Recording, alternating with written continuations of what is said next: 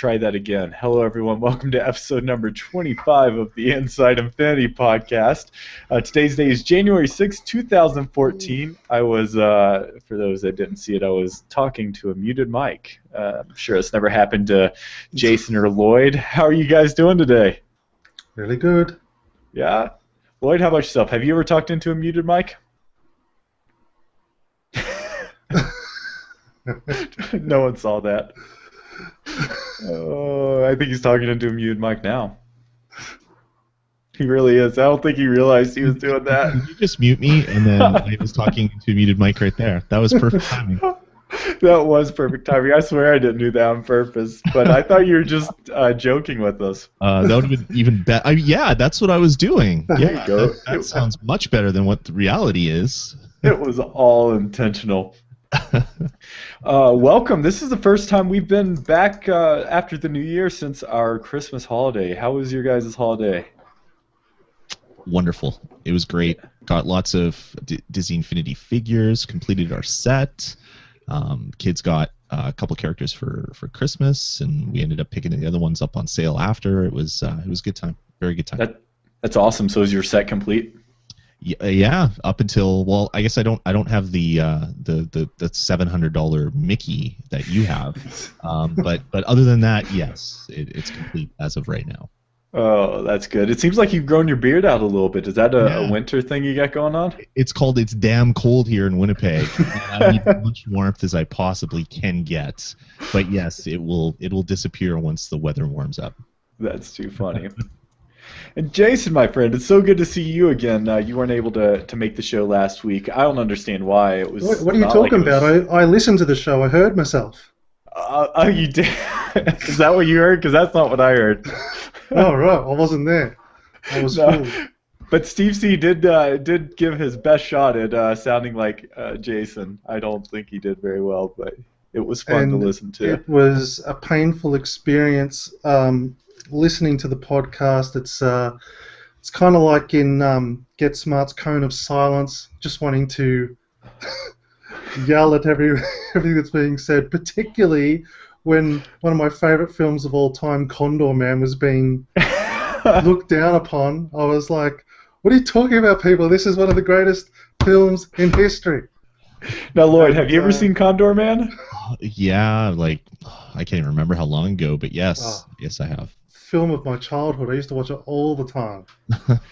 That's funny. Well, Jason, if it makes you feel any better, I prefaced it by saying I'd never seen the film, so I was just speaking on the toy itself. Sure. So, but I did try to defend it. You know, Steve was bad talking it, and I was like, no, we got to respect it. It's old school Disney, and we don't have enough of that. So, but yes, no, that was good show. But I had a good holiday and back to business, eh? Awesome. Well, we missed you, but we do hope you had a happy New Year's, and I guess we can't ask too much of you being from the future and all. Yes, it was a busy day, last day of 2013. Well, great. Well, welcome back, guys, and welcome to everyone in the chat room. If you want to listen and watch live with us, let's try that. If you want to watch live and chat with us, you can do that at InsideDisneyInfinity.com/live. We have a few familiar faces in there, so I want to say hello to everyone. And we're back to the name, not the handle war.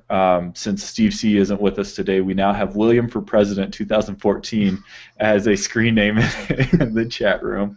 For those that don't know, that's an inside joke to last week. But either way, I do like it. So, what do you guys think? Do you want to say Will for President 2014? Sure, why not? Sure not. Well, you're neither one of you are citizens, so you're like, screw it. Who cares if that country goes down in flames? Oh, great. Well, yeah. Again, thanks for coming back on the show, guys. I'm really excited about tonight, and we actually have some fun stuff to go over tonight. We have just a little bit of news that we're going to cover first. Then we're going to go over some reader mail / voicemail, if you can believe that. So, only two pieces of news for the week. Jason, do you want to go over this first piece? It's particular to you and Australians everywhere. So. Yes, only by mistake I got my Frozen figures in the mail just the other day, and I thought to myself, when are we going to get Buzz Lightyear? So I just went to JB Hi-Fi's website, and sure enough, you can now get the single Buzz Lightyear exclusive to JB Hi-Fi available now, which I've just put on the screen for $17 plus 99 cents shipping, so $18, I guess. Okay, so which is the standard price. Okay. That's really cool because we haven't seen any indication of it being. Well, it is going to be. It is going to be individual at some point. I don't know. I don't think it's been confirmed in the U.S. That's the Crystal Buzz, right? Mm-hmm. Yeah. Yeah. So yeah. The Toys R Us exclusive. The dual pack, and yeah, I'm pretty sure we've seen no indication that's coming out single here. But if you're getting it, I assume maybe at some point we will. Maybe. I hope so.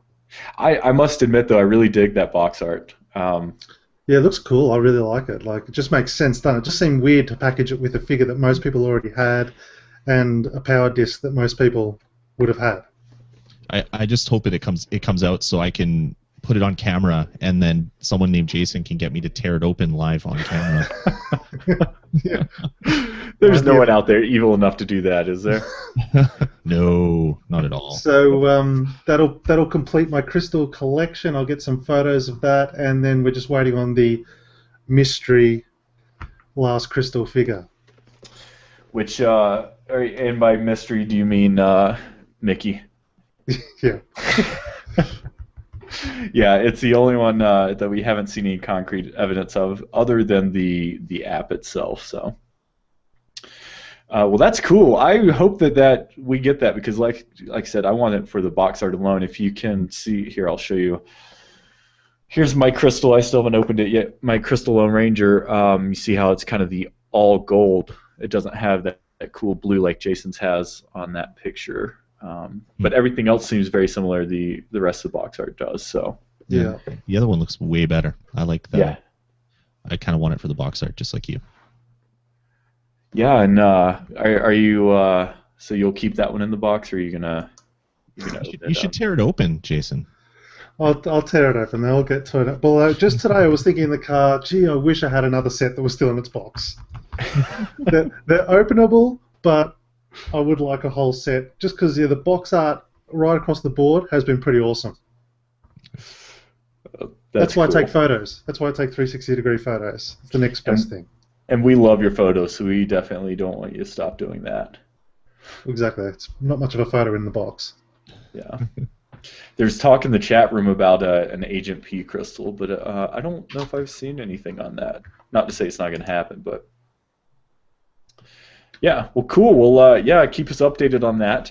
I pre-ordered my Rapunzel just the other day. I still haven't picked it up from Walmart, the early exclusive here. I kept hearing it was a pain to get a hold of, so I just figured I'd wait until...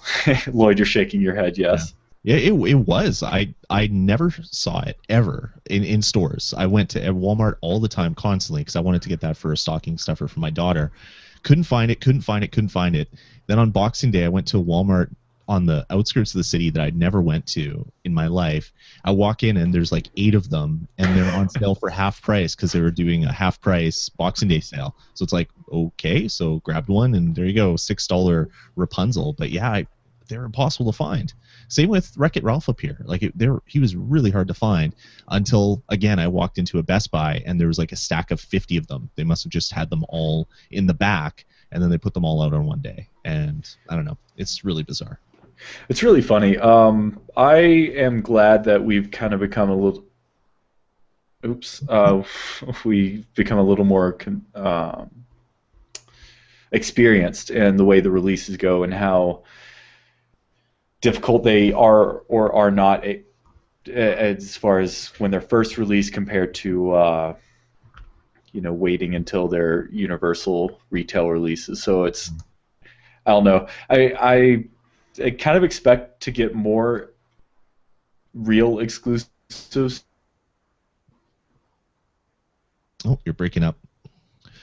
I personally detest the timed exclusives of the figures that are going to come out in other places. It just sounds to me, it's stupid. I like the Toys R Us exclusives. Like for Skylanders, it's the Legendaries. For this, it's the Crystal. I like that because at least it's not taking one of the main figures away from everybody if you don't have one of those stores in your neighborhood. So Yeah, so it's more variant. You like the variant stuff, not yeah. just Yeah, fully because excluding a it's not character. taking anything away from anybody, which having the timed exclusives kind of is. Like if you don't have an EB Games in your neighborhood, you couldn't get this lovely figure up until like a month and a half after it was in stores, which I think is kind of a terrible way to do things. Thanks, guys. Google Hangouts have been having issues today. I was watching a live hangout earlier today and it kept dropping out, so I'm going to blame it and not my internet connection, but I'm really glad you guys are still going. Was it the Pebble Hangout which kept dropping? No, it was a video game hangout I watch on Polygon. Nice. Friends list. So, speaking of which, totally off the subject, what do you think of those steel Pebble watches? I want it to replace my Pebble because I got the old Pebble and I kind of want the steel one. Even though it's $250 and is ridiculous and I'll never spend that kind of money on a watch, I kind of really want it. I know, it was cool. Anyway, sorry, until they make a Disney Infinity watch face, then I'm going to... I could do one right now. I could make a Pebble face, whichever figure you want. No, what you need to do, as long as, well, I mean, it's going to break every copyright in the book, but you need to make a Mickey Mouse watch Pebble face. Oh, yeah. The hands going around? Idea. I should do that. Yeah, awesome. Classic. And cease and desist will fly in from many lawyers. Just send it, post it anonymously. Yeah, I'll say it's Steve C. did it. There you go, Steve C. Cool. Well, awesome, guys. The only other news, I have no idea what you talked about when I dropped, so I guess we'll just continue on. The only other news is just to mention a few sales for the week for those that haven't picked up all the characters that have currently been released. Now's your time to do it. You can get buy one, get one 50% off at Target. So that's one, and that's being discussed in the chat room right now. There's also a Best Buy, buy two, get one free. And then there is there's one other one. I don't know. Must not be that. Oh, there's a Toys R Us 3 for $30. Yeah, Lloyd actually brought that up earlier. So if you're still working on that after Christmas wish list or you haven't gotten all the figures yet, now's the time to do that. Unfortunately, you're going to have to wait a little bit longer, though. We have a correction. We discussed it last week on the podcast. The regular Sorcerer Mickey will not be coming out this week or this coming week at Toys R Us as an early exclusive. It looks like they just had the date wrong. So Toys R Us had a date of February 9th or January 9th of releasing that figure, and turns out they changed it back to the system to their correct day, which is the not worldwide, but the general retail release of February 9th, 2014. So for anyone who was really excited about getting that this week, we're really sorry. Hopefully we didn't just crush all your hopes and dreams like we normally do and make it our goal of the show to do. So cool. That's it, guys. Now let's talk a little bit about, we got some fan mail this week. How exciting is that? Very. Thank you. Thanks, Lloyd. Jason, where are you at, buddy? Sorry, yep, I'm pumped. Yeah. Well, Ready. I'm not going to... Sorry, go ahead. I'm ready to receive. Okay. Well, I'm not going to read the whole email here, but I do have to read the first part because it was pretty funny. And this is from our good friend Matthew. He says he finally had to send in an email our way after watching the Inside Disney Infinity rendition of 12 Days of Christmas. He said, absolutely hysterical, although after seeing what everyone looks like, ... he's going to continue to only listen from this point forward. Thanks for that, Matthew. He says that radio, I guess, is what he's trying to get at. All I right, think so. that's fine. Yeah. Thanks, Matthew. I don't know. I just assume that it's all of our cool hats, and he can't deal with the coolness of it all, and so Totally. because we were rocking it pretty hard during that. Next year might be the remix where we're doing like heavy metal 12 Days of Infinity or something. Nice. No promises. No promises. He says he's a day one listener, and he really looks forward to the show, the witty humor and the helpful information. He did ask about a topic. So he said that recently Disney released the top 5 toy boxes of the year, the top 5 voted toy boxes of 2013, and he was just curious about a few of ours. Kind of embarrassed we didn't think about doing this and talk about it last week, but that's why we have awesome listeners like Matthew to give us these cool ideas. So without further ado, since Jason is normally the toy box person, I'm going to just go ahead and throw it his direction. Jason, what were your top 5 toy boxes of 2013? Okay, so I went back through the list. Obviously, I reviewed all of them except last week's, the fireworks ones. I haven't played those as of yet. And I'm not taking into account, I think some of these are actually developer ones. They're not necessarily community ones, but we're not specifying that rendition. But my number 5 is actually the Jungle Cruise one that looked nothing like the Jungle Cruise, but felt like the Jungle Cruise. So I was super pumped about that one. Number 4 would be the Santa's Workshop, the relatively recent one that I know you liked, Will, that was expertly themed. Absolutely. Number 3 would be the Big Thunder, the Thunder Mountain, whatever it's called, Runaway Mine Train replica. I thought that was... Yeah, I know what we're talking about. I imagined... So I remember feeling like I was on the coaster. That was gold. The one where you swore that you heard the audio from the... yeah, I swear I could hear the audio of the tracks. Number 2 was the Big Room, the phenomenal Toy Story. Like that just, I think, blew everyone's mind as far as possibilities, I guess. And my number 1 would actually be the Tron Highway. I just think until I saw... No, actually, I still think that was the best toy box that it felt like a playset to me. I think there's only been one Tron Highway one, yeah, like that had the full, like, you were platforming and racing in the car and battling. That was sensational. Yeah, that was on my list as well, and I remember actually playing that one. I remember it pretty vividly because I played it live during our 25-hour marathon, and because the first time I played it, I had only played it on the iPad, and it definitely loses something when you're just playing it on that. So I had to go back through and really experience it. And yeah, Jason, I'm going to agree with you that it is one of the best, almost like playset toy boxes there is until we get to this week. So absolutely. Lloyd, what do you think? I know I kind of sprung this on you kind of late, but do you like Jason's picks? Yeah, I to be honest, I don't play a lot of them. I download almost all of them, but then I never actually get around to go playing them, which I guess is a good thing since they are kind of in a state of flux, I guess, with some of the recent news, which I won't jump in if we haven't talked about that yet. But I really loved the Big Room. That was probably my favorite. I showed it to my son, and he's just like, "You can build that in Disney Infinity?" It's like, these are infinites, of course.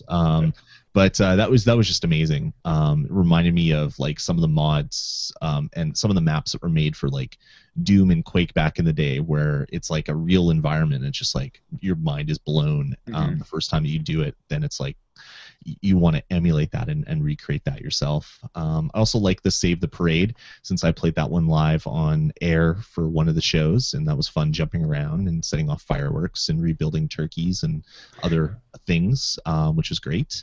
And I really like the first Tron toy box that pretty much came with the game. It's not really a community toy box, so I guess it doesn't really count, but the one that had Sugar Rush and Tron kind of side by side was really cool. It just gave me a taste of one of my favorite Disney properties, and it made me wish that we had a Tron playset coming out, which I may have said a few times during the 12 days of Disney Infinity, but yeah. I think you said it once or twice. Maybe. Yeah, I really liked one thing that really surprised me about that Tron Sugar Rush. It was just an awesome mashup, and they're so different, but the racetrack with the environment worked out pretty well with that, and I think that was more of a tease than anything to get everyone excited about Tron and Rush textures and skies. Definitely.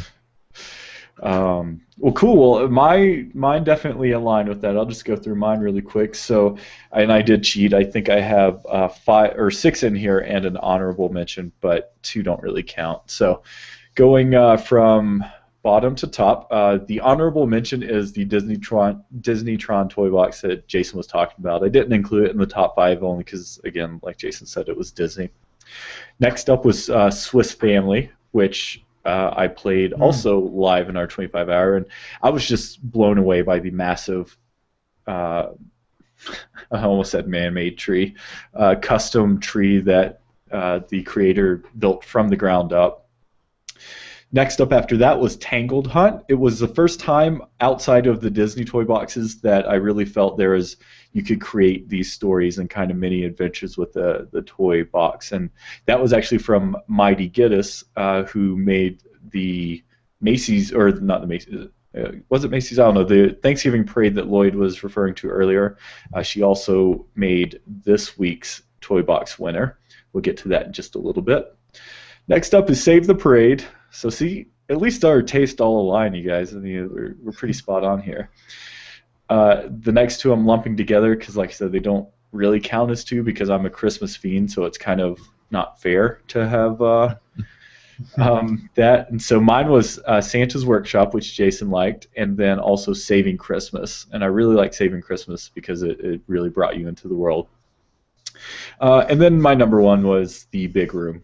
Just because, again, I think that was the first time in the game where I was showed something that I didn't think was possible in the game. And it's funny, Lloyd. I like your kid. It's like until it's shown, you don't even realize a lot of times it's possible. And I've seen that so many times since then in this game, and it's just funny how the community has really opened my eyes to, because we kept hearing the tagline, and then we got in there, and at times, I mean, I've talked about pretty openly. At times, I feel like the toy box is a little more restrictive than I was led to believe, and seeing these toy boxes, I'm like, okay, maybe I'm just not very good at building in the toy box. So. The last one I kind of forgot to mention as another honorable mention was the Disney downloadable toy box of Halloween Town. That was pretty epic. That was good too. Yeah, I forgot about that with the custom town hall and lots of things from the lock trees and all that fun stuff. Mm-hmm. Yep. So there you go, Matthew. That is our top 5 toy boxes. Collectively. So he said Disney posted list, and one of his favorites was listed The Big Room, although Castle Fireworks wasn't. So he said he really likes Castle Fireworks. That would have counted, right? I guess that was the last one of the year. Mm-hmm. Yeah. I don't know. Cool. Well, thank you for that, Matthew. If you want to reach out to the show, feel free to look for any one of us on Twitter, or you can send an email to info@InsideDisneyInfinity.com. And if you want to ask a question or just reach out to us, please feel free to do so. That's not the only mail this week. We have actually a voicemail, which is pretty cool. So if you want to record some audio, you can do that. You can also go to our website and just go to InsideDisneyInfinity.com. and then the Inside Infinity podcast page, and there's actually a call me button. And if you click on that button, it will call the show, and it uses Google Voice, so it kind of goes a roundabout way of doing it. But that's a way that you can call the show and leave a voicemail. So without further ado, we're going to go ahead and roll Mario's question. It's pretty long, and it has to do with some general Disney Infinity stuff, but then also some Wii stuff. So here we go. A couple of weeks ago, prior to buying the Wii U, that you gave me your sage advice on how to get it into a starter kit for Disney Infinity. Me and my son have now been playing the game for about a week or so, and there seems to be more questions now that we have the system than when we had previously not had the system. And I've been trying to follow things. I've signed up on Twitter, Facebook, followed things on YouTube. There's so many things to learn on this game, and I wanted to kind of start simple. You know, the first thing, you get that introduction. We went into the Incredibles world. It kind of bounces you around, and I understand that. When you start taking a step back into the other worlds, that things get a little confusing for me. I'll give you an example. The centralized hub. When you're in the centralized hub, there's a mastery level, and there's things that you can add to that centralized hub. When you start adding discs in the centralized hub, let's say at the Hall of Heroes, and the system knows that you have those discs, you need to keep reloading those, or does it already know once and for all that you have those discs and you're good to go? Individualized figures. I read that if you get the Woody figure, it comes with 2 games. One's available immediately, the second one's available in the Toy Story playset. Great, I understand that second game, Toy Story playset. But that first game, how do you unlock it? And does that mean that the Rapunzel figure has an individual game, or the Vanellope figure has an individual game? How do you access those, or are they just toys to play in the toy box? Next question, online. Invites. How do you meet people? Do you want to meet these people? Do they have games like paintball that you can join? And how do you know that it's a safe environment for them to play on? So there's that one. Last thing. Can you kind of give me an overview? I mean, I understand the Lone Ranger playset. You know, you pair up with Tonto and you go on some adventures. But what, and the Cars playset is similar, you know, racing and what have you. But what individual things does each of these little individual playsets have? The Race to Space one, I mean, what kind of overview can you expect from these games? I think that's pretty much everything I needed to ask. Happy New Year. Good luck answering this thing. Oh, final. Is there a place to access a synthesized, systematic way of knowing how to play this game? I guess that's ultimately what I'm getting to. Thanks. Take care. A couple of weeks ago, prior to buying... Sorry, guys, that looped twice. Anyway, Mario, thank you for that. Happy New Year to you. Let's see what we can do about answering some of those questions. So, first off, we have... Let's see here. All right, he asked about the general hub, and I think the guys and I, we discussed that. We think that he was referring to the Hall of Heroes with that. He had some specifics about the how the discs work, and if you need to reload them. And the answer, unfortunately, to that is yes. So, right, guys, once you put down the disc, it recognizes it as an unlock as far as you own that as part of your collection. But unfortunately, every time you want to use it, you have to re-put it down. So exactly. Yeah, it's kind of annoying, but it kind of makes sense because you're playing with a physical representation of that gun or that I don't know, horse or one of the 12 horses that you could potentially put as in disc form because there's so many of them. A lot of horses.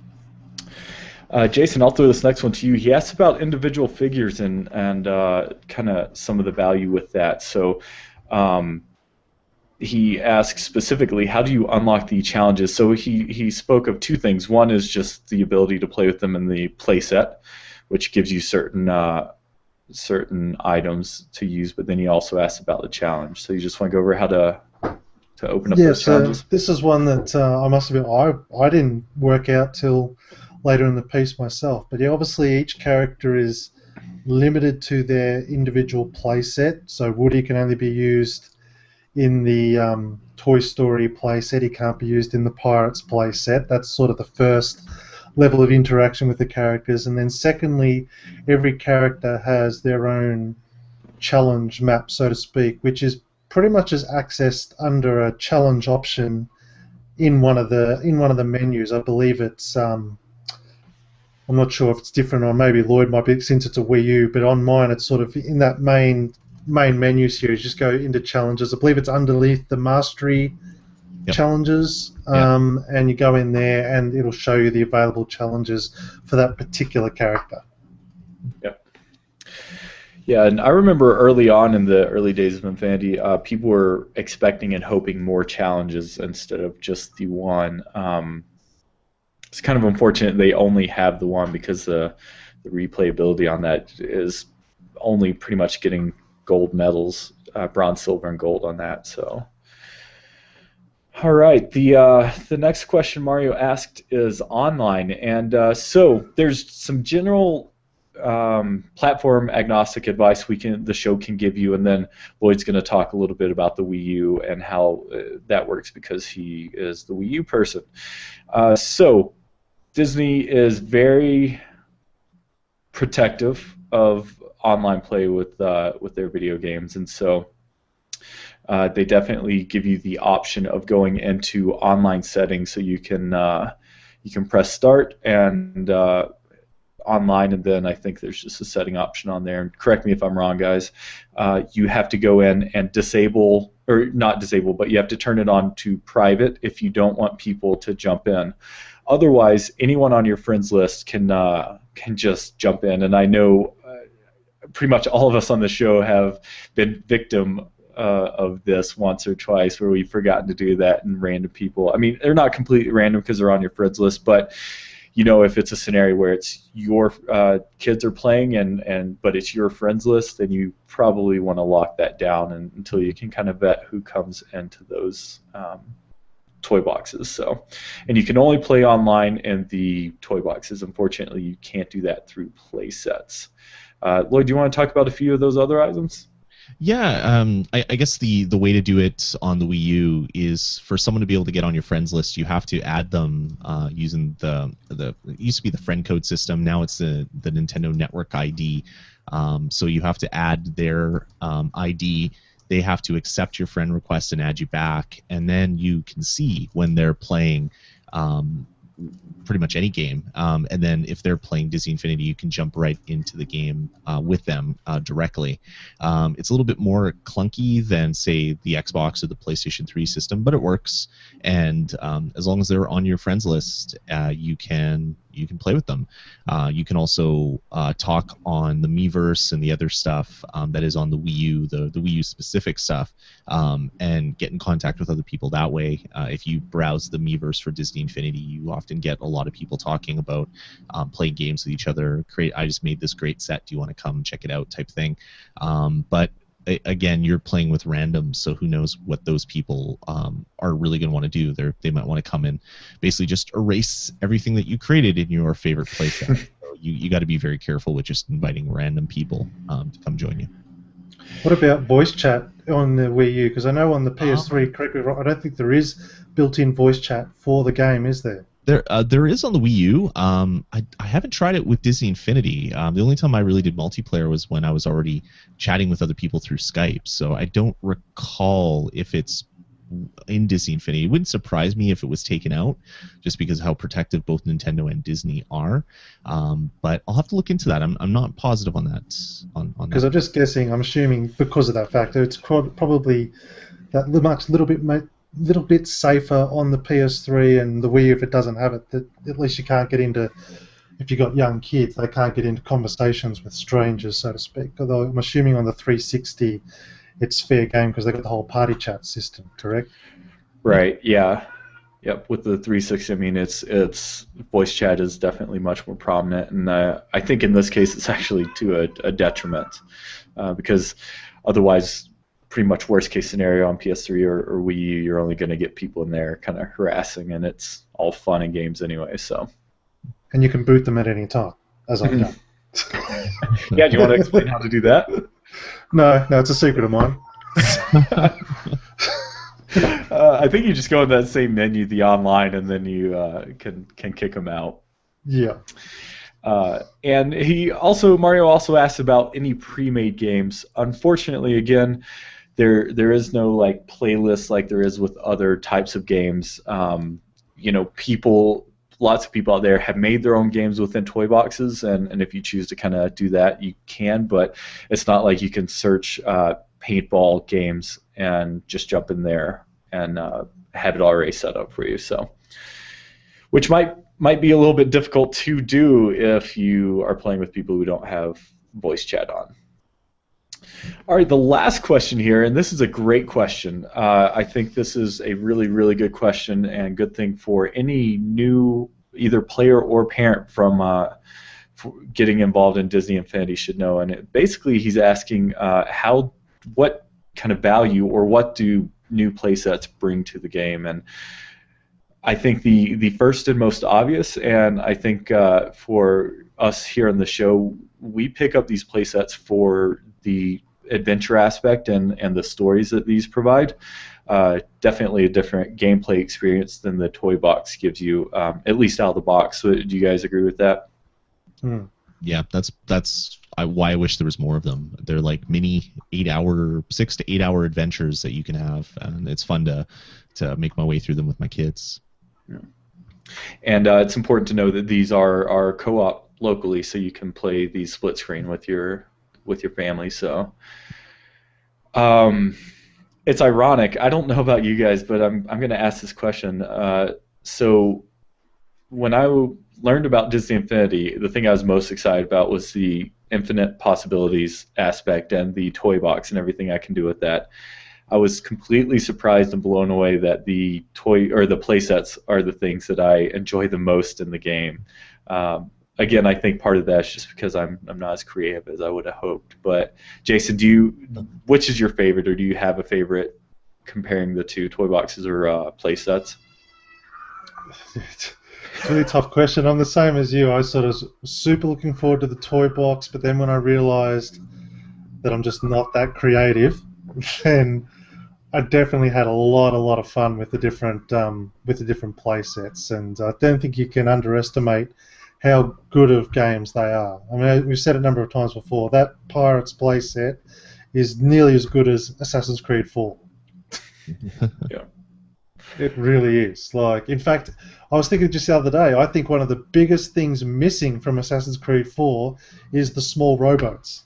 It would have been cool to be able to row around in some levels in a small rowboat, and here it is, the Pirates playset had it done beautifully.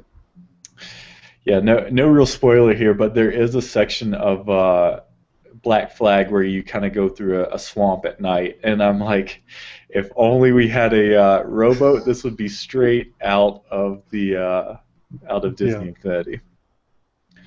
So, Lloyd, let me ask you this, because one aspect I found myself really enjoying about playsets that I didn't really think about beforehand is that as an adult, I love these properties just as much.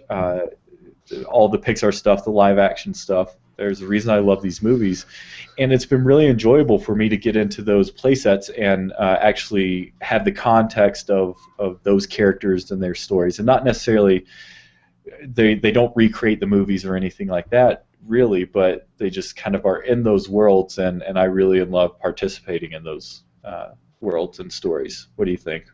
Yeah, I'm the same. I love Disney. I've always loved Disney. I love experiencing it myself.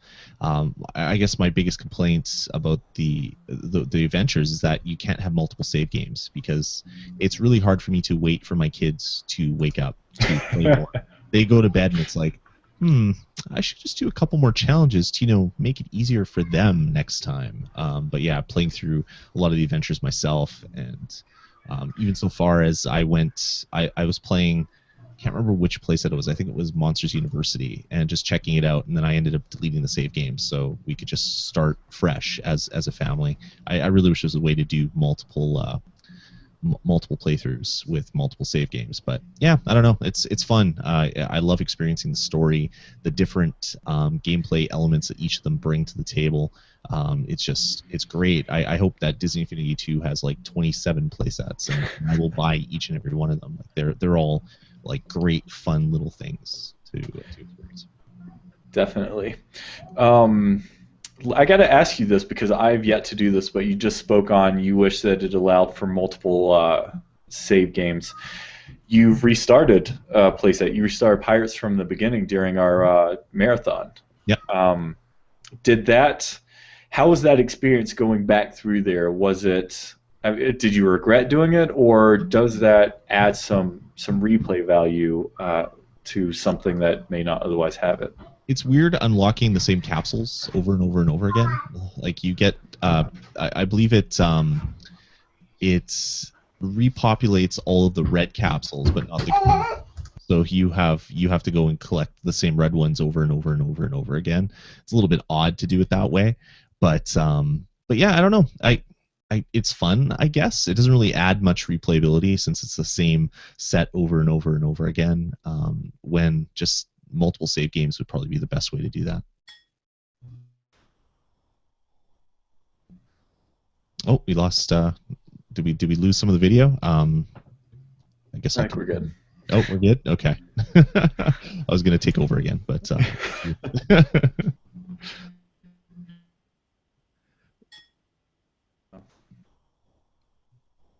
Technical difficulty. Yeah, I keep dropping out, so if that keeps happening, then I'll let you guys kind of wrap up the show. Sure. Hopefully it doesn't happen again. So I dropped out. Did you mention what remains unlocked and what doesn't, Lloyd? Yeah, I mentioned that the green capsules are unlocked and they're in your toy box. You can use all those things, but you have to go through and collect the red capsules again.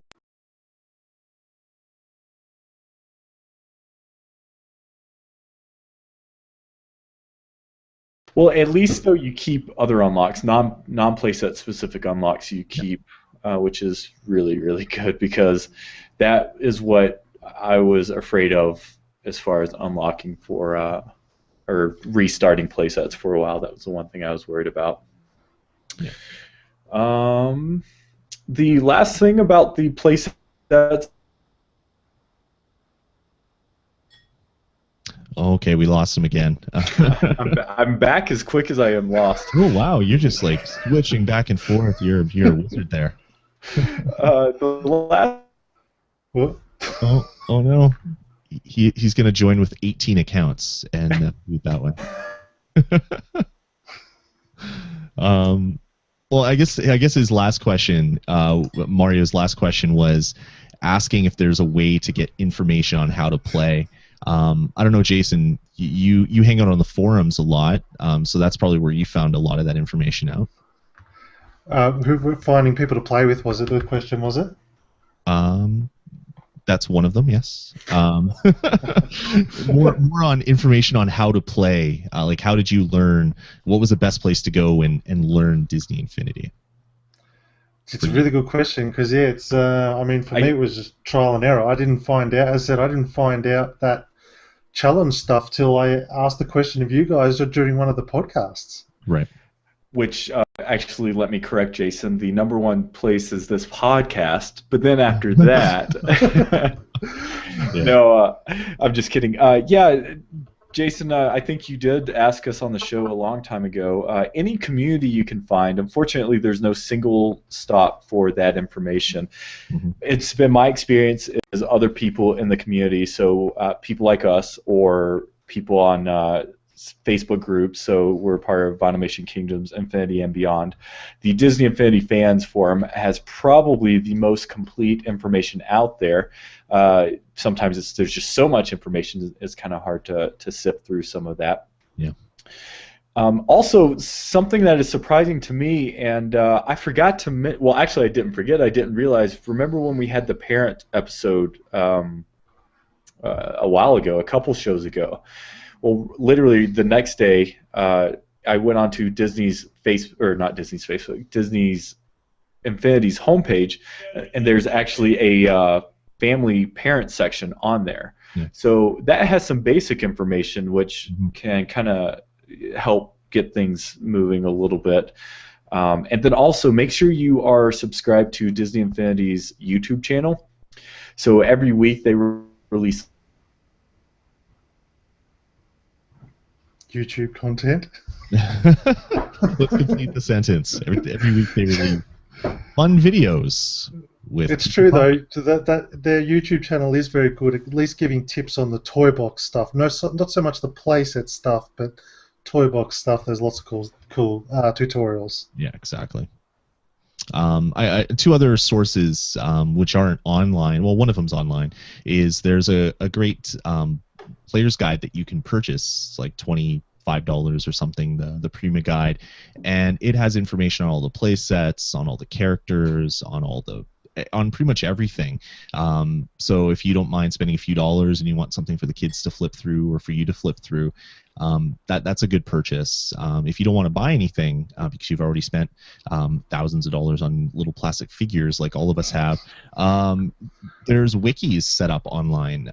My favorite one that I flip through every once in a while is the IGN wiki. So if you go to ign.com/wikis/Disney-infinity, I can post the links or give the links to Will to post in the show notes. It has information on everything, information on all the toys, all the play sets, where to find specific items, how to do different things in the different versions. It even talks about the 3DS version, which no one should ever own, but it's there. I guess they're not forgetting that it exists. It's really great as well. If you're just looking for a great place online to look at some of the sets, some of the items that are unlocked, and maybe tips on where to find them. And it's free if you check it out at IGN.com. Awesome. And just another aspect of that Prima guide, I actually have the digital version of that guide. Really handy and useful as well. So there's another online resource if you just want to go that route. Exactly. I've now shut down everything, including the chat room, so I apologize for everyone who's listening, but I am trying to minimize my points of failure here. So with that, let's... Mario, we really appreciate... I'm sorry, can you guys see the notes? That covered all of his answers, right? Yeah, I think so. I think that's everything. Yeah. Well, awesome. Mario, we really appreciate that voicemail, and thanks for sending it to an audio file. I don't know if I could have kept it straight otherwise. That was a lot of great questions there. So, again, if you want to reach out to us, ask us questions, feel free to do so. info@InsideDisneyInfinity.com, or you can just tweet us, and we'll be happy to help any way we can. So with that, let's move on to Jason's favorite part of the show. Jason, did you have a chance to review the top 5 toy boxes this week? I did. And this is the strongest week yet, in my opinion. And in fact, like this, because it was Frozen week this week, or Frozen, as in the latest movie Frozen themed toy boxes, and like considering again the sort of, they're not limited, but considering the tools that people have got for the toy box, this is, in my opinion, the best demonstration of what we've all talked about before, in that Disney just need to abandon standalone games and just build play sets for their properties, so to speak. Because the movie's only been out, however long, and we got 5 toy boxes that just really captured the essence of the film. Granted, they're really short experiences, but so I think there's a positive outlook and a preview of what we hope to see in the future for future Disney films if we could get this kind of attachment with the film properties. But anyway, and one standout, which I think is the best toy box of all of them. It doesn't fit in the 2013 arena, unfortunately, but it will be number 1. But a great way to start the year. Olaf's Race was the first one, which was a pretty cool racetrack with a big Olaf snowman construction in the middle, which has sort of come kind of the standard, hasn't it? Each week we have one building block version of a character from whatever the theme is. So that was cool. Definitely position number 5. Let It Go was good from memory. I'll just read the description. It's the anniversary of Queen Elsa's coronation, but she's missing. Oh, that's right. I was pretty happy with that one. That felt. I think that had like a big mountain you can climb from memory, which looked kind of cool. Yeah, at the very end, the mountain. Yeah. There was a big. It was like made out of big block pieces. It was like a really cool. I liked how it played on that adventure style. Anna's Quest, Go to the Mount. That was really cool. That felt like the game version of the movie, I must admit. Was that the one? But we haven't got the. I think that was one of the repeat winners, repeat offenders of winners. I want to say there's 3 this time. I think that's the one. It started off in the castle, and it sort of traveled the story of the movie. It felt like a really good game, but My number one, was number two.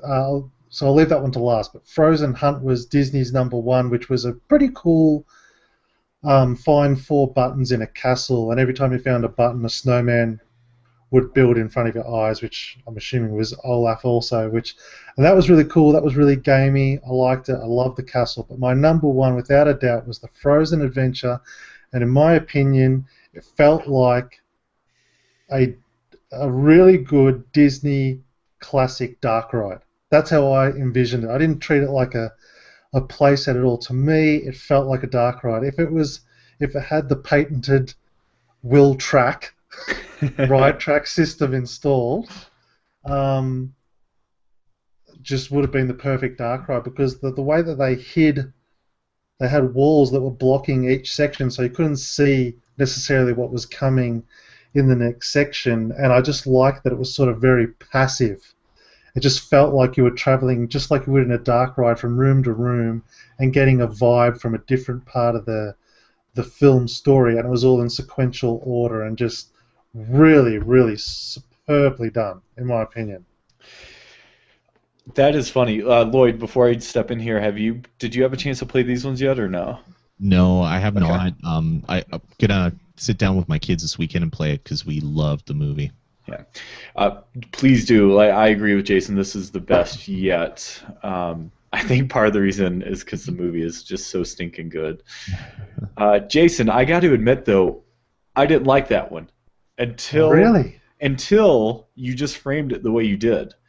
Because I did understand it was kind of the scenes broken up, and I thought there were some really interesting parts about that made it unique. For example, when you're kind of in the foyer of at the very beginning of the movie, when Elsa's throwing snow at Anna while she's sliding around, and you go in there and you press a button, and like these snow hills inside this building are kind of built as you watch it build. And so literally when that happened, I saw that scene in my head, along with many other scenes. And positioning it like a dark ride, Jason, that is brilliant, because I really like that one now.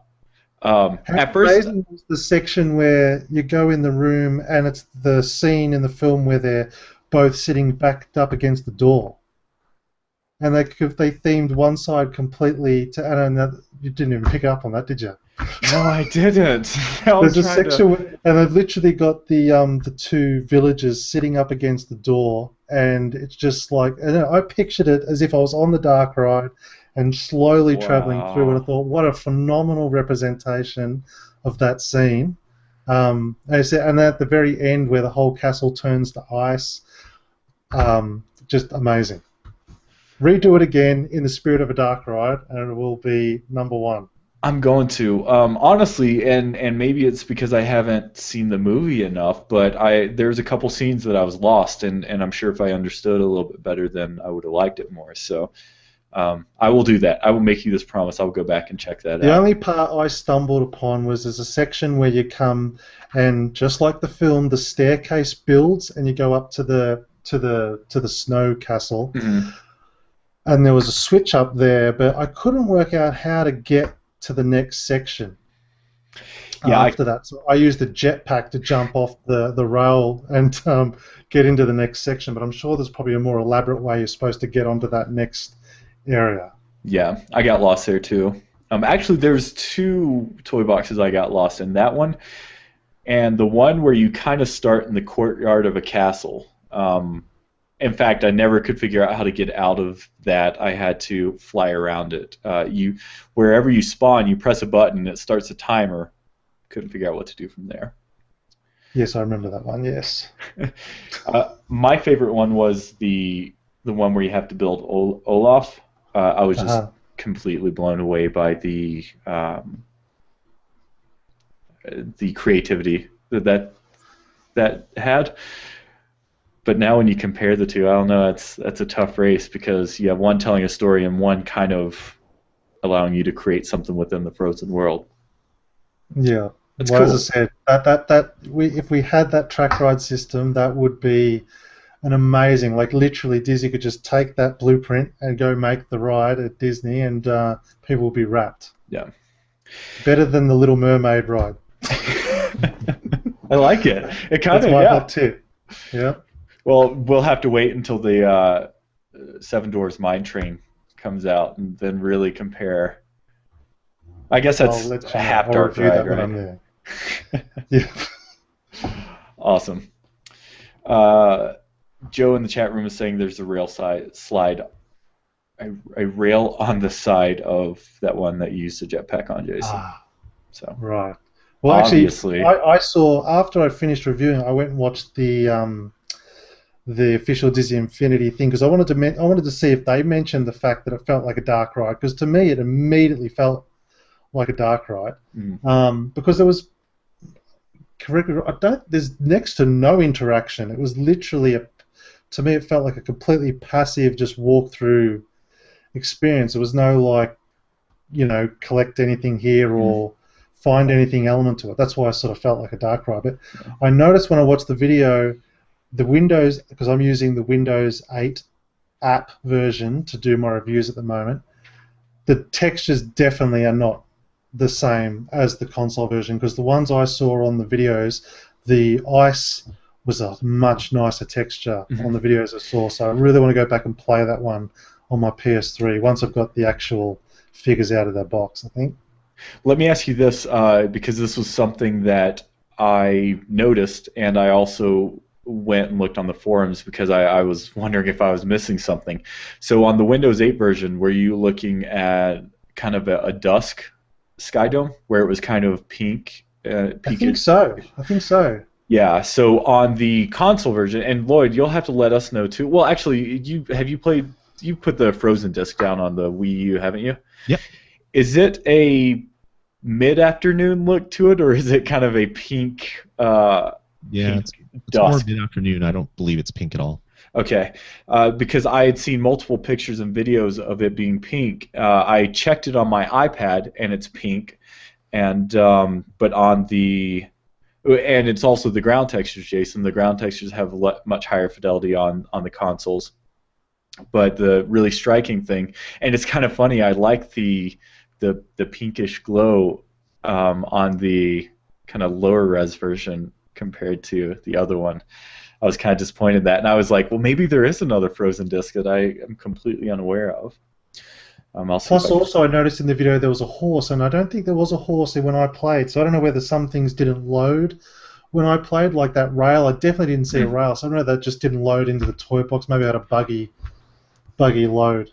And I've noticed if toy boxes are extremely large or they are pretty complicated as far as triggers and stuff like that, the mobile apps don't like it as much, or the PC apps don't like it as much. I've noticed broken things. This one seems like it was fairly complex. Like, again, thinking Dark Ride, when you play it again, it's going to change the whole perspective, because there's a room where you've got, I can't think of what his name. What's the main guy character, the ice guy? What's his name? Olaf? Or no? No, the blonde. Is it Christopher? Chris? Is that it? Chris, whatever. Anyway, he's in a scene, but then he's in the very next scene as well, and you go through a trigger, and it triggers this running sequence where they're all running. That was awesome. Yeah, totally. Yeah, that was cool. I can't believe it. It was so good. So here, I don't know if you guys can see this. This is the iPad.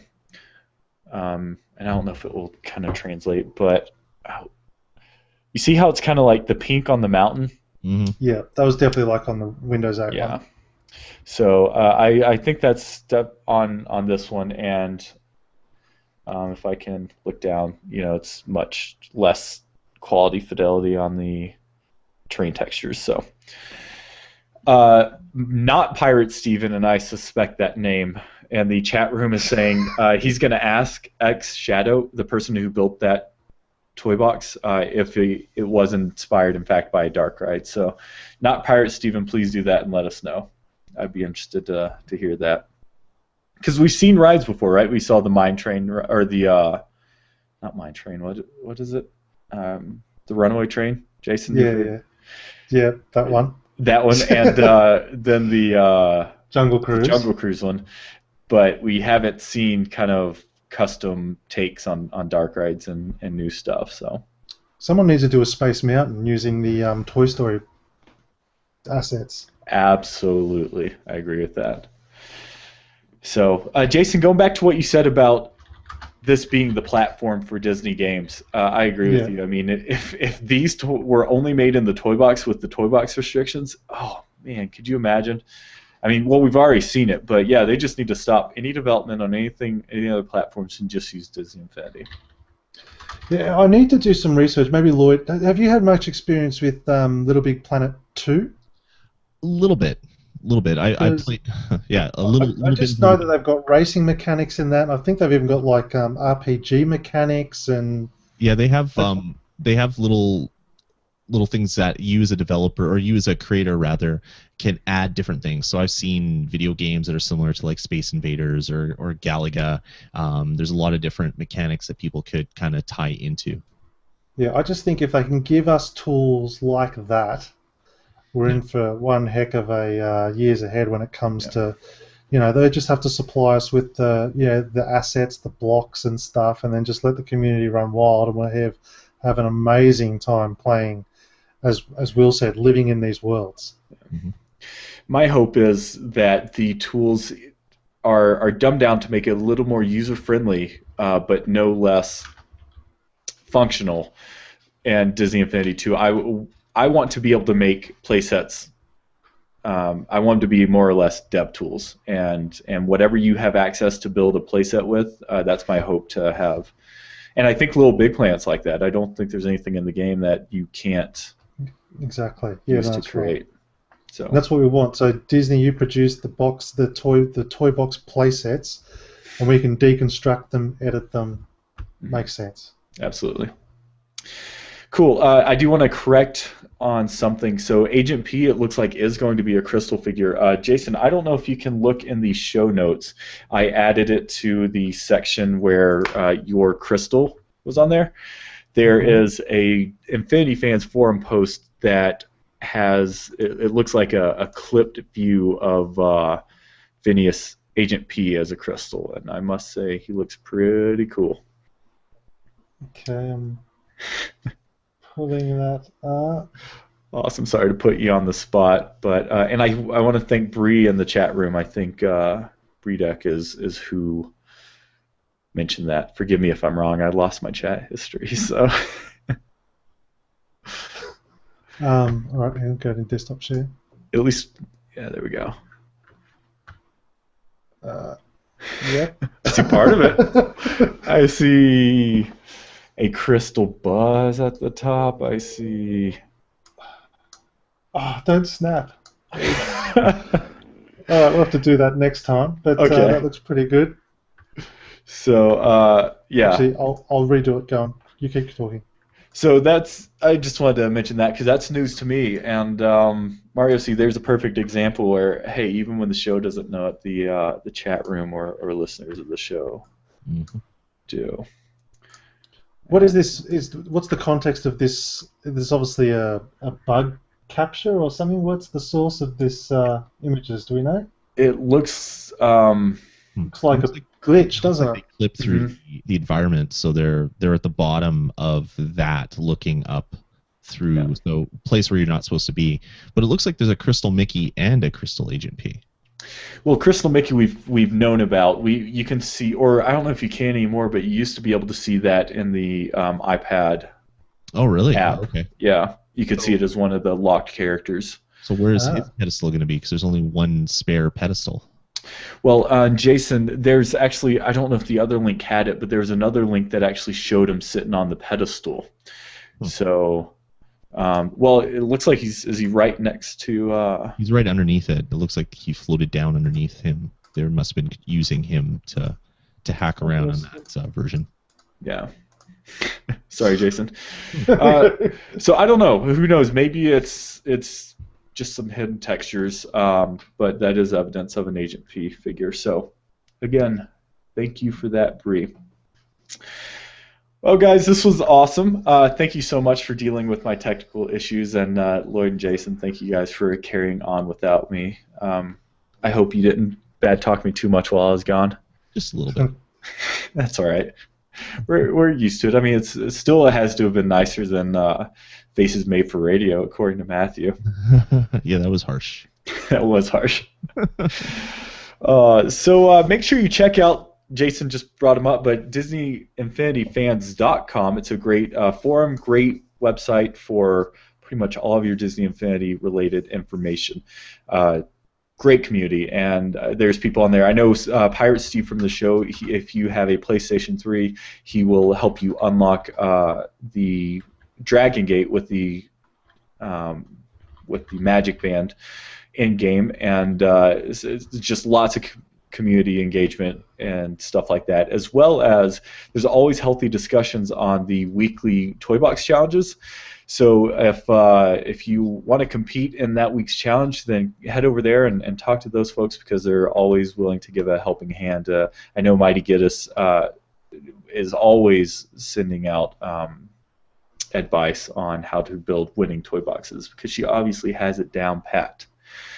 Check out Infinity and Beyond, presented by Vinylmation Kingdom. You can check out vinylmationkingdom.com, and they have an Infinity section on there, and then they have a group, Infinity and Beyond, another great discussion group where they do lots of trading and just lots of news discussion, lots of sales discussion, and pretty much all things Disney Infinity.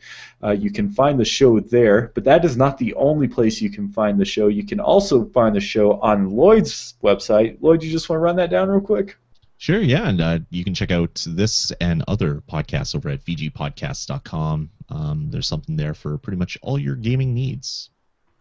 Yes, I love it. You have a great network, like you said, with pretty much all bases covered. So we're going to be restarting the bonus stage, which my co-host retired for the new year. I guess that was one of his New Year's resolution, is to not talk to me at all in 2020. So has he held up that, or has he talked to you chatting. at all? We're buds, so there's no bad blood or anything. But going to be rebooting the show, and listeners of this podcast will be pretty interested to find out who my next co-host is. Ooh, intriguing. Dum dum dum. It's a little teaser. Not Australian. Good, because I wasn't aware of anything. Yeah, I saw Jason's wheels turning. He's like, You're co-hosting with me. I not tell you that. It's starting next week. You're gonna have to be up at 3 a.m. your time. To be convenient to me. No, not a problem. Unfortunately, you can guest anytime you want, though, Jason. I'll do it. Awesome. Sorry, before I let everyone go, I did forget a PSA. So Disney announced last week that all toy boxes are going to start going bye-bye. So if you want some of those favorite toy boxes, make sure you get in there and download those quickly. It's just saying a friendly reminder, they're going to start retiring. This actually started last week on January 1st. All new toy boxes will be guaranteed available for only 1 month. After that, they'll only be keeping the most popular ones. So if you want all those toy boxes, make sure you download them when you can. And remember, you are limited to a total of 100 anyway. But I think you are able to download, as long as you download it once, I think you'll be able to download it again. So cool. Well, guys, thanks again. Again, if you want to chat and watch us live, check out InsideDisneyInfinity.com/live every Monday night, 8 p.m. Mountain Time, which is 9 p.m. Central and 1 p.m. Australian the next day. 2 p.m. 2 p.m. Ah, it's close. Hey, you got to give me credit, because that's the one thing I can never figure out. That's pretty good, though. Check out the show on your favorite podcast application. You can either download and subscribe on iTunes, or you can also check out Stitcher Radio, which is device agnostic, and just look for Inside Disney Infinity there. With that, gentlemen, I think we are going to be done. Thank you so much, and I'm so excited for the year to come, and it was great seeing you guys after the new year, and I'm glad you guys had a happy holiday. Yeah, it was great seeing you. Thanks for having me back so early in the new year. Absolutely. Look, we can't wait to see how that beer. We should do like a time lapse of it getting fuller and fuller. Well, yeah, you guys all have hats and other weird things. You have pants behind you, Will, at some point. I'm gonna have to do the beard thing, I guess. I'll grow the ZZ Top beard. Ooh, I like it. That would be Wife's popular. looking at me with evil eyes right now through the wall. I can tell, 'cause she's hearing it. She doesn't like it at all. So maybe that won't happen, but we'll see. Awesome. It's so funny. I know America's going through a cold snap at the moment, but we're going through a heat wave. Up in Queensland, it was 122 degrees Fahrenheit Wow. like a couple of days ago. Ridiculous. Above 122 Fahrenheit. It was minus 122 Fahrenheit here in Winnipeg today, so that's good. Wow. Okay, maybe not that much. It was minus, with the wind chills, like minus 46 or 42, or I don't know. It's ridiculous. It's not. People shouldn't live in this city. I don't know why anybody lives here, except for the summers are awesome, but the winters, oh my God, it's terrible, terrible, terrible, terrible. Good and bad. Well, we can't all be from the future where it's the middle of the summer and blazing hot. So Stay safe, everyone. Jason, thanks for coming back on the show, my friends. Great seeing you again. And to all of those in the chat room, thanks for steering us straight and not talking too badly about us live, because that always catches us off guard, makes us laugh. But we love seeing all of you there. It's great seeing some familiar faces. So until next time, everyone, we hope you have a great week and it's filled with infinite possibilities. And I'm not rolling an outro in case you're curious. So this is the after show. The after show. Awesome. Oh my gosh. My wife texted me and she's like, "Hell no, no ZZ Top beard." That is awesome. It's final then. She's playing Minecraft right now, so I was hoping that she would die from a creeper while we're doing the show, so I could kind of laugh because you'd hear the screams from there. Have you decided to restart your loss of 80 hours or whatever it was on Minecraft? We started something else, but I had everything. It was so good. I was ready to take on the Ender Dragon, actually, so I was pretty much ready to beat the game and platinum it, and then this happened. It's just like, no. Yeah. So what happened? You lost your Minecraft save? Yeah, so there's a bug with the PlayStation 3 version. When you play co-op, it will just randomly corrupt your save game. So we had been playing over the holidays, like all of us, my wife, my kids, me. We probably put about 60, maybe 70, maybe 80 hours into it. So we had this huge castle set up. We had houses for all the kids. I had all the resources saved up. I had machines to generate all the resources. Like it was awesome. And then we went to go start it on the weekend. And it's like, this save's corrupt. Do you want to delete it? I'm like, no, I don't want to delete it. I want you to uncorrupt it so I can keep playing.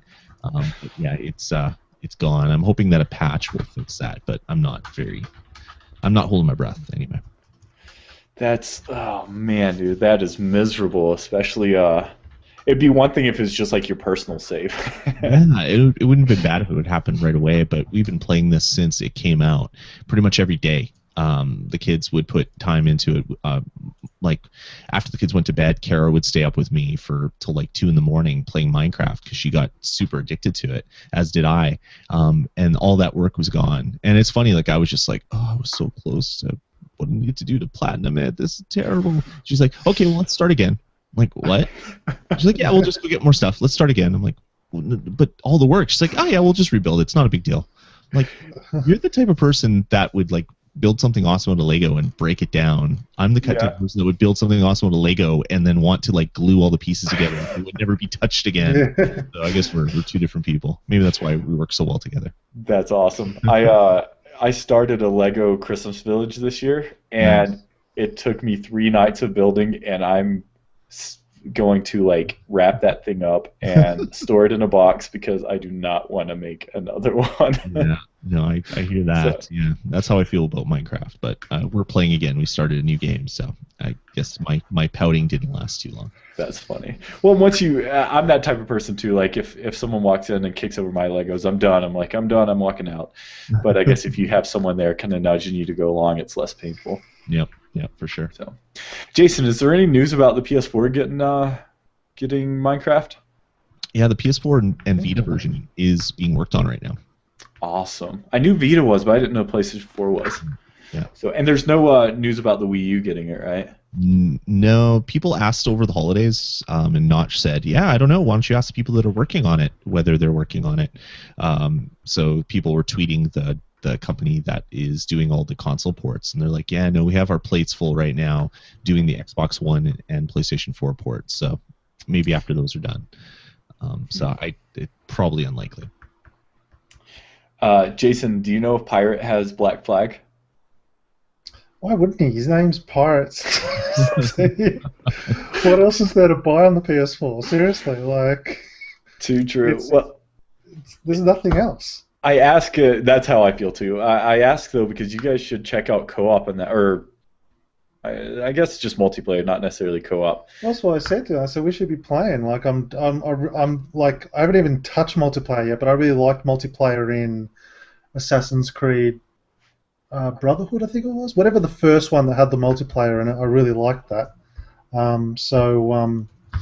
I looking forward to playing the one on AC4, particularly because again there's nothing else to play. So yeah, I'm level 56 or 7 in Battlefield 4, and that continues to be a slightly it's not buggy, it's not too bad anymore. But I'm pretty much only going to play when double XP weekends are on, and when new DLC comes out, which seems like at the moment I've wasted my money on premium if they've halted all production on further DLC at the moment. So I figure why not give Assassin's Creed 4 credit where credit's due and play their multiplayer instead. My thoughts exactly. I've held off on premium for that reason alone, and for the simple fact, Lloyd, I think you're the smartest one out of all of us because Battlefield for me is unplayable. This entire last weekend, it was unplayable. I could not find a server with less than 30 people in the queue. Wow. Really? Yep. And it's not that popular. It's just that broken. Right. I haven't had any issue getting into games. It's been pretty good for me. Well, but I'll tell you what, I'm super excited for the next Assassin's Creed because that rating system they've got at the end of every mission, what a brilliant idea that is. Like, doesn't that just mean it's going to translate into all the 5-star missions in the next game? Yeah. And it ties into the fiction so well as well because you're a programmer for this company. And it's just like, this totally makes sense. Yeah. It's great. I'm such an idiot. That completely escaped me until you just said it. I saw it as a Uplay thing. No, it's a sneaky way of getting you to rate their game, but kind of have it tie into your in-game persona as well. I love it. Pretty smart. Did you guys see? I think I even brought this up to you, Lloyd. Did you guys see the Ubisoft was throwing out a survey on doing a non-Assassin's Creed pirate game? Yeah. I wonder what that's all about. It'd be interesting, but I think even though a lot of diehard Assassin's Creed fans, this was the only one I've ever completed, so I think that's a statement on how much I love the series. But I felt that the storyline and how kind of on the line you weren't necessarily married to the Assassins or the Templars in this one, but being in that universe, I felt like it actually added a lot to the story and impact otherwise of it just being a pirate game. So yeah, it's interesting. I'm waiting for the unveil that Watch Dogs is somehow tied into the Assassin's Creed universe. They deny it repeatedly, but it's like, where there's smoke, there's fire. Like it just makes sense if this all would kind of tie in together somehow. Maybe not, but that would be great. Because I've played all the Assassin's Creed and I really dig them, and Watch Dogs is my most anticipated game right now. I can't wait to play it. Really, I'm not that keen on it, to be honest. Really? It just looks so good. I think I just oversaturated. When I initially saw it, I thought that's awesome, but then I think I just got too many trailers that looked exactly the same, and I'm like, it'll be good. I can see that. The delay didn't help that at all because they really pushed it hard at E3, and then to delay it to the new year, it's like, okay, well, that's almost till the next E3. I'm more excited for that Tom Clancy one. What's it called? I always forget the name. The Division. The Division, that's right. Yeah, that one looks really good too. Yeah. That engine video they released, because I kept seeing the headlines for it, and I kept putting off watching it, and then I finally watched it. I'm like, okay, that was pretty awesome. Yeah. That Destiny, this is going to be such a great year for gaming, man. Oh, it's going to be Destiny. So good. Destiny, great.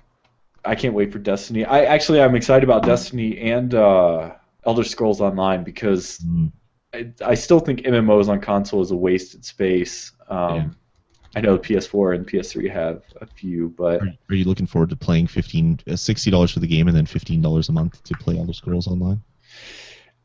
I've bought and played so many MMOs and paid for so many subscriptions, so I'm going to. I'm a big Elder Scrolls fan, and I will probably play it for 3 months and then stop playing it, but I have to at least experience it. So that's my thing. Like I'll buy it and get the free month, but whether I continue outside of that month, I'm not sure. Like I used to have like 4 Ultima Online accounts going at once, and Dark Age of Camelot, and WoW. I had multiple WoW accounts, and it's just like I don't want to pay more monthly fees to play video games. But, and I'm really, really, really surprised they didn't go free to play, with that being popular trend, especially on consoles, because on consoles it just doesn't have the traction like it does on PCs. It's a harder sell. Yep. Yeah. They're gonna have a hard slog to get people to actually pay for that, but we'll see what happens. It'll be like DC Universe Online, where it was premium for 6 months and then it went free to play with premium currency equivalents to people that actually subscribed. I could see something like that maybe happening. Jason, are you excited? Since you're a Sony fanboy, are you excited about Destiny? Not really. No? I should be. I don't know. I really love Borderlands. Borderlands 2 was sensational, and it looks Borderlandsy. But I'm just not sure about the sci-fi element. I'd like to see a bit more variation, maybe in the. I've only ever seen sort of very, what I would call generic sci-fi space look to it, and so a bit wary on that aspect. But I'm much more into like.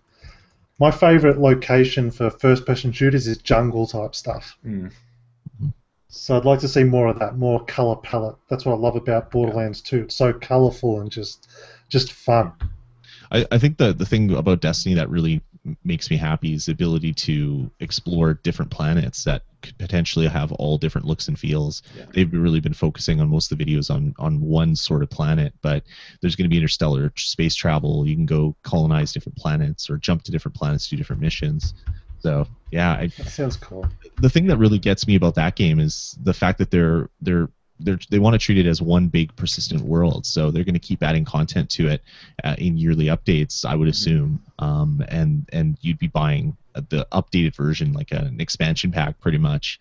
At least that's what my thoughts on the matter are. They obviously haven't announced that, but I could see something like that really, really working in a game like that, because everybody is rabid for Bungie, and when they bring out something that's like a mix between Diablo and Borderlands, it just kind of hits all the right buttons for me.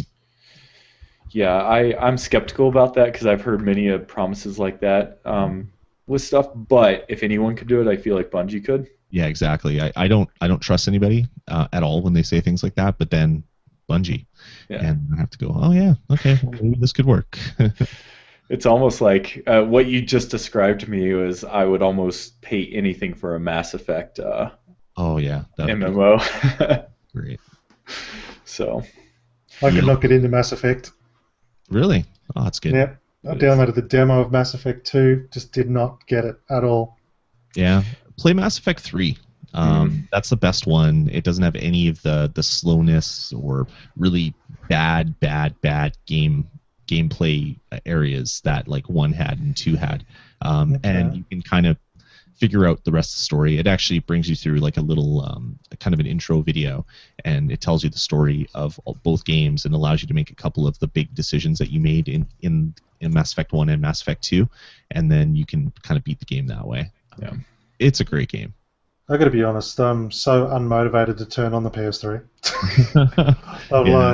Even though I've got no games on the PS4, like Devil May Cry went free this month on PlayStation Plus. Right. And I've heard great things about it, but I'm just like, can I be bothered turning it on? That's my fear about getting a PS4 is what am I going to do with my PS3? Yeah. Well, I think both of you would be proud of me. Uncharted is one of my favorite series, but I just never picked it up when it came out, and I just kept saying I was going to pick it up. I finally got it for Christmas this year, and I just beat it and so nice. I booted up my PlayStation 3. And which one? The original one? Uncharted? So 3. Sorry, Drake. That was my one chance to actually see you in my friends list actively doing something. Yes, that's assuming I gave you my right name because because I don't think Jason still has my correct one. No. No. So dead to me. Hey, once Uncharted 4 comes out, or any other exclusive for PS4 that I really want comes out, I'll be right there with you guys. So Nice. I thought we told you to buy one. You were going to buy podcasting gear or the PS4 when we unanimously told you PS4. I bought neither.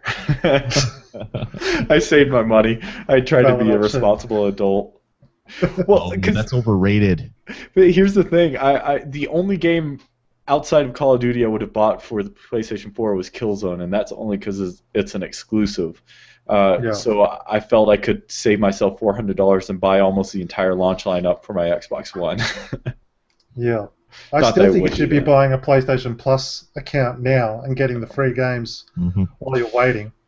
I think that, personally, I think that's the best. Well, I mean, it's a lot of journalists say it's the best deal in gaming, but I think it beats Steam sales. That's how good of a deal PlayStation Plus is. Particularly, I mean, it's better over here. So we had Borderlands 2, DMC, and we had those some recently. other epic game this month alone. We get BioShock Infinite this month. Which is crazy. That's less than a year old. That is crazy. That's in the Game of the Year discussion for most of the major websites, and it's a freebie, which is just doesn't sound real. When I saw the news, I'm like, no, this can't be real. It's not April though. So. It's so good that I'm changing my game buying method. Like normally I would buy things immediately as they come out, but PlayStation Plus is so good that I'm just going to take the wait and see, because like BioShock I bought just because I wanted to be in the conversation, so to speak, but I thought it was good. I didn't love it, but if I had known that it was going to come out free, I probably just would have been happy to just wait to play it, to be honest. Sure. Yeah. Save that 60, $70 or something. Yeah. So I'm going to tap my games out and just wait and see what comes out each month. It's really smart. I mean, they're already giving PS4 stuff, like Don't Starve's coming out this week, and that's something I've always been interested in playing. It's a PS4 indie game now, so...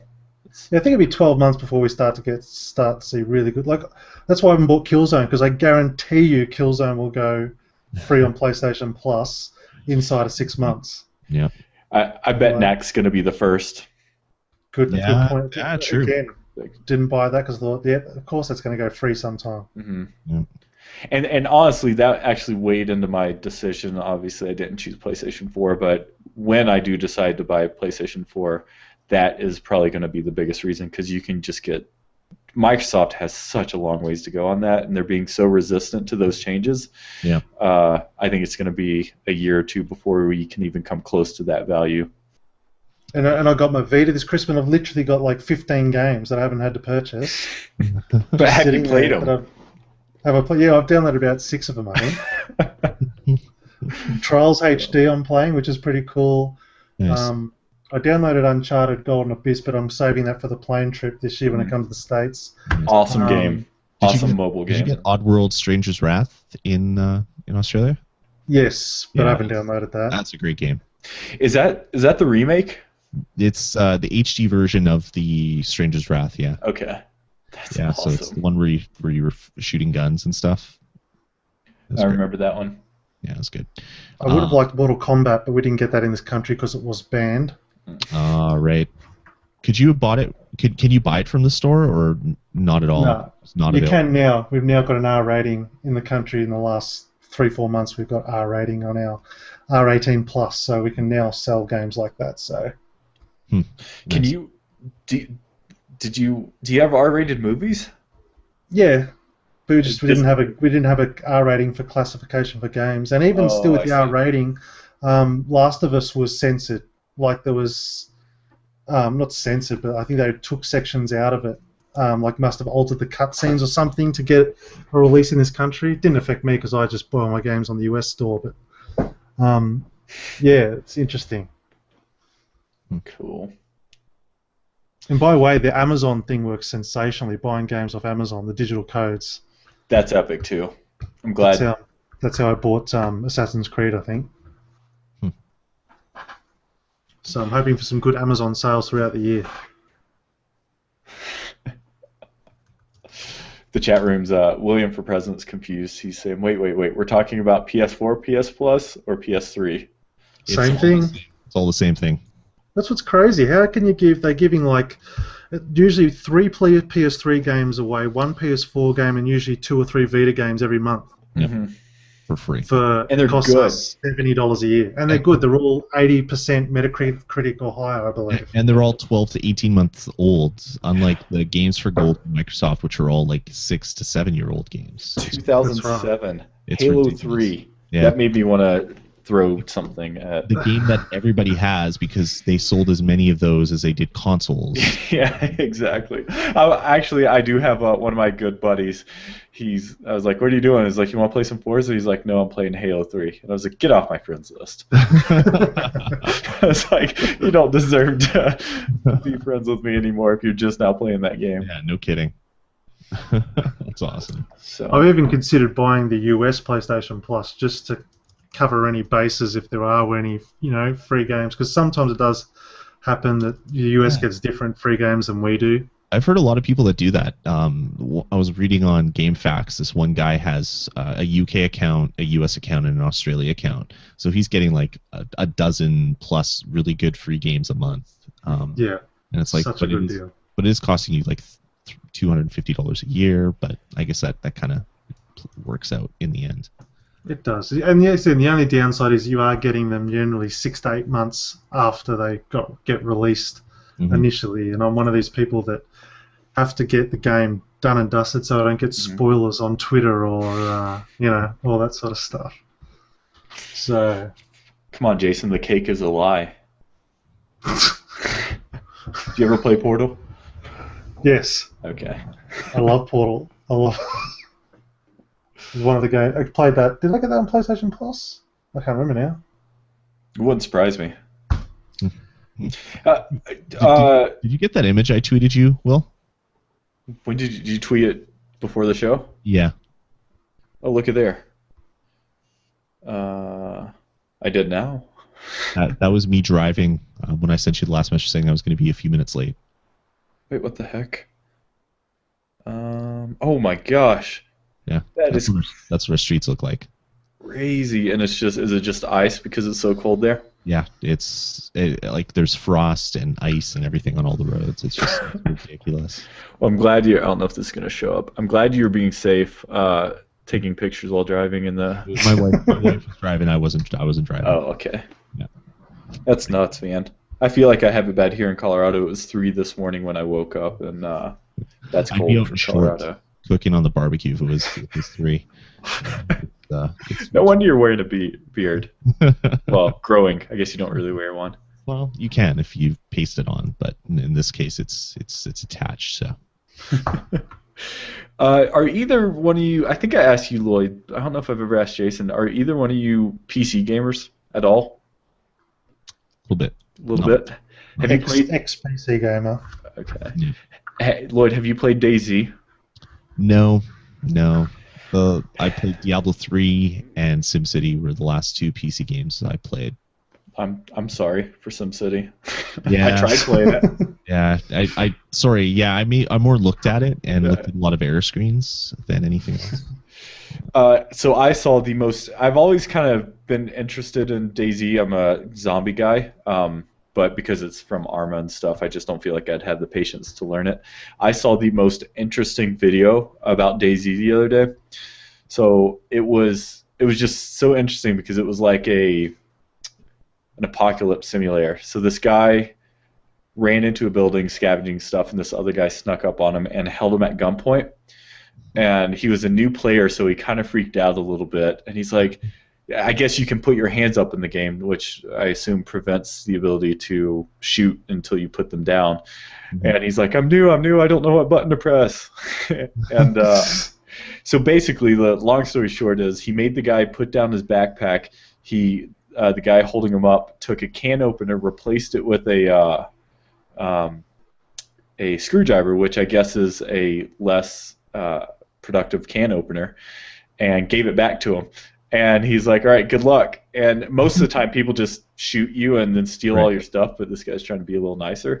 And then you hear both sides of the voice chat, and as he's like, all right, see you later, good luck with everything, and learn how to play the game.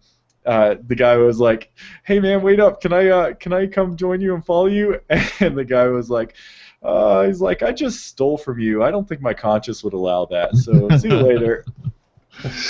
But That's it was hilarious. it was just interesting because it was like you don't see interactions like that very much in video games because everything is either so scripted or so aggressive. Hmm. Um, yeah. Yeah, it So- looks interesting. I like the idea of it. I just really don't have the time to play something like that. But Totally. I My kind of thoughts exactly. It sounds like we're all very much similar where we prioritize our gaming and try to get through certain experiences so we can move on to the next one because we're limited. Yep. No longer college, I guess. Exactly. Kids kind of ruin that free time for me. Yeah. In the best possible way, of course. Yes. Oh. Cool. Well, gents, yeah, I know Lloyd's late for you, so good show, and thanks to everyone in the chat room again. Hope you enjoyed the video game talk afterwards, and it was awesome hanging out with you guys again. That was to you and Lloyd and Jason. Thanks, guys. Everybody. Everyone. I don't even know what we're at now. We're sitting at we're almost caught up to next week, but a lot of this was after show, so. Yeah, I think we were pretty much right on an hour-ish there. Yeah, hour and 10 minutes, so not bad. Perfect. So. Awesome. Well, you gents have a great day and night, respectively, and we'll chat soon. You do the same, buddy. All right, Chat later. soon. See you later. Bye. Cool. Oh, we're still broadcasting. Not for